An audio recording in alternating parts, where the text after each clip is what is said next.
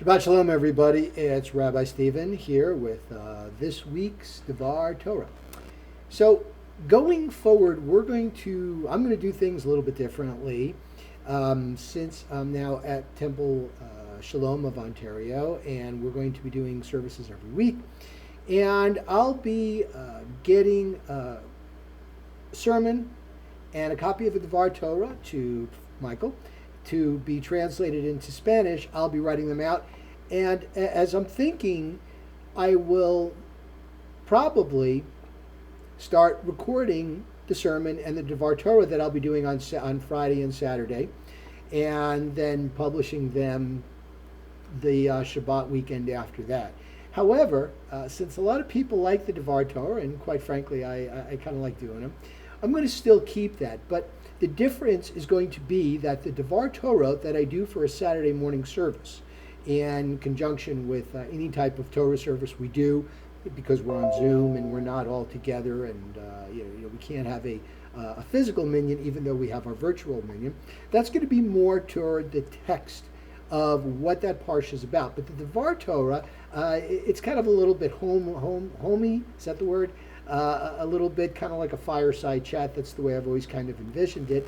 Something kind of personal. Something, instead of being so cut and dry, I think maybe the word is pedantic, but rather something that's a little bit more friendly, if you will. So going forward, I think we'll try that for a little while and see what happens. But as a rabbi too, I always see myself as being kind of a work in progress, always evolving toward the better. And a lot of that has to do with your suggestions. And to the people that are watching me, you have preferences, and you've let me know, and I definitely appreciate that, because this is really for you. I certainly enjoy doing it, but this is for you, and I want to make sure that I'm giving you explanations that are palatable, understandable, meaningful, and inspirational. Okay. All right. So with all that, without further ado, let's get into it. So this is a very special portion to me. It is the portion of Ekev, and it's special because this was my Haftorah. This was my bar mitzvah, this portion. So Ekev. Ekev means heel. And it's got different connotations of the word heel. And if it kind of rings a bell, if it kind of sounds a little familiar, then Ekev sounds like the name Yaakov. So we said that Ekev means heel. And Jacob's name, his Hebrew name Yaakov, came from the fact that Esau came out first. These were two fraternal twins. And Jacob was kind of holding on to his heel as if to pull him back or to get in front of him because he wanted the birthright. Ekev, however, in this connotation, it means on the heels of, or more like because. So it's kind of what they call an idiom. So the idea of Ekev, because Moses is, remember, he's exhorting the Israelites. And we're now on to chapter 7, 8, 9, and 11 of Deuteronomy. And he's starting his second discourse.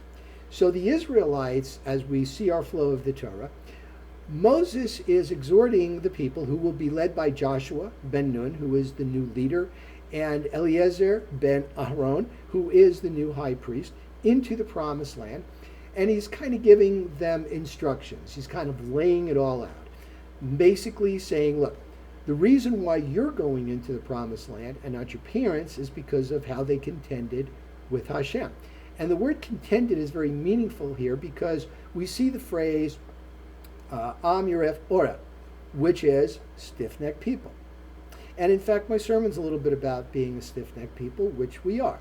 We contend, and it's used in the reference, in the respect of the fact that the Israelites in the desert contended with God. Nothing was good enough. He took them out of the land of Egypt, and they've got their backs against the sea of reeds, and the Egyptians are coming, and they're going, why'd you take us here? They're going to destroy us. It would have been better to stay with slavery. And Moses raises his staff, and God opens up the sea of reeds. People go through. The Egyptians are swallowed up.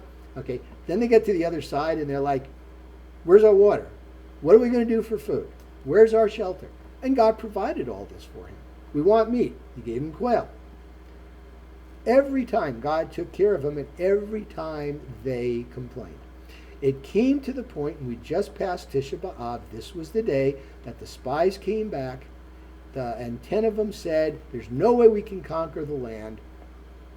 The people were like, they're so big, they're so huge, they're monstrous, we're like grasshoppers in their eyes. And God said, I've had enough. You're going to waste away in the desert, in the wilderness. I'll take care of you. And this is one of the things Moses has said. I will still take care of you, but you're not going into the promised land. The next generation will, and that's these folks right here. But Moses is relaying all this to them. He's letting them know, as a warning. Folks, you're being given a great land. And he makes the point of saying you're getting it not on the merits of anything you've done. Because, think about it. They really haven't had time to do much, have they? Just sit in the desert. Now, they have conquered, they have had some wars. They have conquered a little bit. So it's looking really good for them. And that's why they're allowed to go into the land and take it. And that's why God says you will be victorious. But Moses lets them know it's not because of your sake. It's for two reasons. Number one, the merit of your ancestors, Abraham, Isaac, and Jacob. It is because of their tributes. It's because of their characteristics, because of their devotion to Hashem, and because of what God promised to them. It is also because the people that are inhabiting the land now, the Canaanites, and sometimes the word Canaanite is used as kind of an all-inclusive term. You've seen in some of the prayers, in the Hittites and the Hivites and the Gerasites and the Canaanites, and it's a bunch of different tribes. And God is saying it's not for your merits, it's for their ancestors' promise, the covenant that I made to them, and it's because of the wickedness of the people who inhabit the land now. And Moses goes into a very long, extended discourse. He doesn't just say, well, you're going to get the land, etc., etc. He says, it is not by your merits. It is because of what God did. So he said, and also, you're going to get to keep the land if you obey the commandments. If you do Torah, you don't worship gods. This is a big one. This is mentioned a lot of times in this particular portion. Don't be tempted. This is one of the reasons why they're getting rid of those tribes, those native tribes there, because they're wicked, they're pagan. Now, just because you're pagan or idolatrous doesn't mean you're wicked. However, look at the things, and we've talked about this before, what makes pagans wicked is that they don't have an ultimate, perfect, impartial standard of justice. Their gods were willful. Sun wasn't shining. Oh, let's sacrifice somebody. That's what they did. There's in the Talmud we see the idea of the Asterisk Tree. That's what it's called, Asterisk. Now, Asterisk was the name of an Egyptian goddess, all right? But it's used collectively to mean any heathen tree. What did they do with it? Who knows? Maybe they tied people to it and burned them at the stake. A lot of those different things. They had no respect for life. They only worshiped the gods. And what were the gods? Gods were things, nature. And in fact, in the Torah it says, don't worship things. Don't worship, and this happened last portion, don't worship beasts, don't worship other animals, don't worship reptiles or any creeping creature, don't worship any birds that fly or run around on the ground, don't worship any insects, any creeping, crawling things, don't worship any fish. It goes right through the list. And they talk about that here too. Don't worship any gods. And Moses says, the reason we're getting rid of them is not just because they're wicked and we're going to take over this great land that really you deserve and they don't. It's because we don't want you, the Israelites, to be tempted. And unfortunately, we see through history where that has happened, where when the kingdom split after Solomon died, you had the two kingdoms, Israel in the north, or some say Joseph in the north, Judea in the west, in the south, and the whole thing was called Israel, that the northern tribes sometimes devolved into idol worship. Sometimes the kings of Judea did the same thing. And part of it is because of the influence. Look at Solomon. How many wives did he say? A lot of them were pagan wives. See? The part, as we're coming to a close of this, what I want to impress on you too is that toward the end of the chapter, it sums it up with the second verse of the Shema. Now, we've talked about that. We have the Shema, then we have the V'ahavta, and you shall love the Lord your God with all your heart, with all your might, with all your soul. Take these words. It's all in the singular, and it's supposedly the paragraph of mercy. The next paragraph, V'haya im shtemo tishma'u el mitzvotai, and it will come to pass that and it's all in the plural, if you take God's teaching to heart, if you do the commandments, then the rain will come in the proper seasons. Proper seasons, yeah. In a late rain, we don't want a lot of rain coming so it floods out the harvest, right? So it has to come in the right season. And your land will give up. And also in this particular portion, you will give thanks. The Birkat HaMazon, the prayer we say after eating, when we eat bread, we say the Birkat HaMazon. You will give thanks. That's a commandment. But it also says, this is the paragraph of justice. If you do good, you will get good.